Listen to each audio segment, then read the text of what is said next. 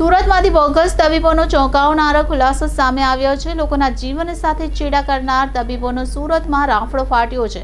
પોલીસે 13 બોગસ તબીબો સહિત 1500 જેટલા બોગસ સર્ટિફિકેટ જપ્ત કર્યા છે।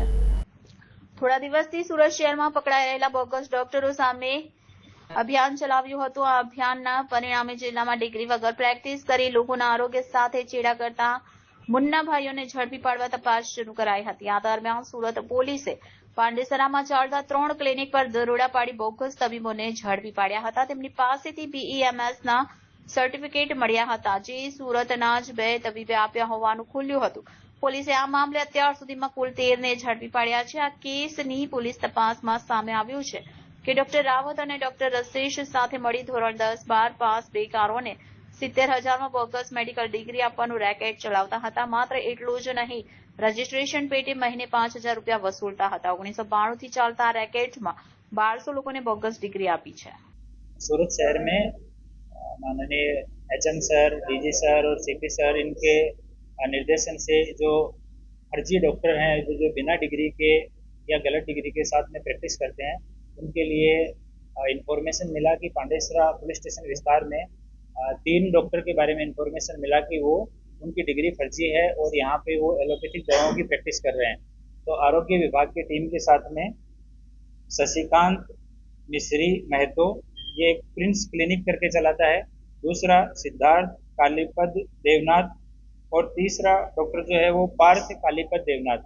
ये तीनों डॉक्टर हैं, ये पांडेसरा विस्तार में एलोपैथिक दवाओं के साथ में प्रैक्टिस करते थे। तो आरोग्य की टीम के साथ में इनके यहाँ पे पुलिस की टीम गई और जब इनकी डिग्रियों की मांगी गई इनसे डिग्री, तो इन तीनों ने BEMS की degree bachelor of electro homeopathy medical science इसका एक सर्टिफिकेट दिया और इसका फुल फॉर्म उन्होंने अपने हिसाब से बताया कि ये सर BEMS जो है वो basic of electro homeopathic medical science है। और बाद में जब आरोग्य की टीम ने बताया कि इस तरह की कोई डिग्री गुजरात सरकार के द्वारा अधिकृत कोई भी विभाग नहीं देता है, ये डिग्री है वो बोगस है, तो डॉक्टर से पूछताछ की गई कि आपने ये सर्टिफिकेट है ये कहाँ से लिया। तो उन्होंने बताया कि यहाँ रशेश गुजराती करके हैं डॉक्टर, और वो लंबे टाइम से ये जो है बहुत सारे डॉक्टर ऐसे हैं जिनको उन्होंने इस तरह की डिग्री दी है। और उसके बाद में जब इन तीनों डॉक्टर से पूछपरछ करने के बाद में उनका स्टेटमेंट रिकॉर्ड किया गया, जो वहाँ से मिला वो एलोपैथिक दवाई है वो पंचनामा में रख के और कब्जे किया गया। उसके बाद में रशेश गुजराती को यहाँ पे जाके उससे पूछताछ की गई और सर्च की गई। तो वहाँ पे भी जब रशेश गुजराती के यहाँ पे उसके ऑफिस में गए तो बालाजी कृपा सोसाइटी पालनपुर जगात नाका रामदेव रोड पे रहता है, वहाँ पे रजिस्ट्रेशन फॉर्म्स मिले, आई कार्ड के साथ में इस तरह के सर्टिफिकेट मिले 7, खाली सर्टिफिकेट जो प्रिंट करने के लिए थे वो 5 मिले, अलग अलग सर्टिफिकेट उनकी जीरोक्स 15 मिली और मेंबरशिप रिन्यूअल के फॉर्म 8 मिले। तो डॉक्टर से पूछताछ की गई कि आप ये BEMS का सर्टिफिकेट या डिग्री ये किस तरह से देते हो, किस तरह से ट्रेनिंग करवाते हो। तो रशेश गुजराती ने अपने स्टेटमेंट में बताया कि वो पहले यहाँ गुजरात में 90s में उसने DHMS का कोर्स किया और पहले 1-2 ट्रस्ट के साथ में लेक्चरर तरीके काम किया। होम्योपैथी में उसने लेक्चरर बना, फिर एक ट्रस्ट के कॉलेज में वाइस प्रिंसिपल बना, फिर प्रिंसिपल बना। उसके बाद उसने धीरे धीरे उसमें ज़्यादा उसको बेनिफिट नहीं हो रहा था, तो इलेक्ट्रो होम्योपैथी के बारे में उसको पता लगा और रशेश गुजराती शार्प है तो उसने इसके बारे में स्टडी किया। तो उसको पता लगा कि भारत सरकार या राज्य सरकार कोई भी इसके बारे में किसी तरह का रूल है वो कोई पब्लिश नहीं किया हुआ है, कोई रूल रेगुलेशन से इलेक्ट्रो होम्योपैथी जो है वो बाहर है। तो इसने एक अहमदाबाद के डॉक्टर हैं BK रावत, उनके संपर्क में आया ये।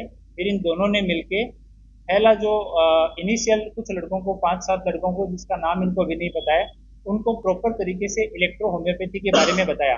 3 साल का कोर्स था, पर लगभग 2 साल में इन लोगों ने उनको ट्रेन किया और इलेक्ट्रो होम्योपैथी की दवाई देना, क्या क्या रोग का उपचार हो सकता है वो सिखाया। जो 4-5 डॉक्टर को इन्होंने बना के मार्केट में भेजा, तो उनका अनुभव ये आया कि कोई भी आदमी पब्लिक के जो लोग हैं वो इलेक्ट्रो होम्योपैथी की दवा लेने के लिए कोई भी पेशेंट नहीं आता है, ट्रीटमेंट कोई करवाता नहीं है और दवा जो है उसका इफेक्ट बहुत धीरे धीरे होता है। तो इस वजह से वो जो डॉक्टर मार्केट में जब गए तो उनको रिस्पॉन्स अच्छा नहीं मिला। तो इन लोगों ने बाद में अपनी स्ट्रेटेजी 2002 के बाद में इन्होंने अपनी चेंज की और इन्होंने जितने भी लोग थे, जो कोई किसी डॉक्टर के यहाँ काम करता था, बाहर का व्यक्ति है, उन लोगों से संपर्क करना चालू किया। इन्होंने उनको कि आप हमें 70,000 रुपये दीजिए, हमारा आयुष डिपार्टमेंट जो गुजरात का है उसके अंडर में हमारा board of electro homeopathy Gujarat ये रजिस्टर्ड है और ये अहमदाबाद में है। इसके अंडर में हम आपको ट्रेनिंग करवाएंगे और उसकी डिग्री देंगे। ये ट्रेनिंग 2.5 साल की ट्रेनिंग देंगे, ये सब महज दिखावा था। इनके पास कोई इंफ्रास्ट्रक्चर नहीं है ट्रेनिंग देने का, सूरत में भी नहीं है, अहमदाबाद में भी नहीं है।